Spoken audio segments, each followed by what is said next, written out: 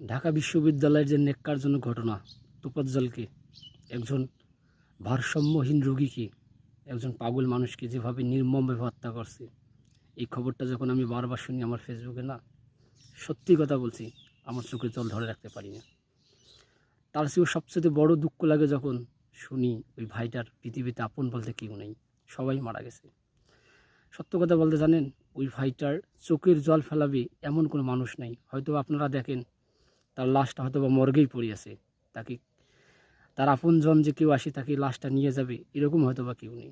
সবচেয়ে আরও দুঃখ লাগে কোন জায়গা জানেন, ওই ভাইটা যখন ওই মৃত্যুর সময় আকুতি মাকুতি করেছিল, হয়তো বা কান্না করেছিল, হয়তো বা বাবা মাকে জোর গলায় চিল্লি করতো যে বাবা বাঁচাও, মাই বাঁচাও, তারা শুনে নেই।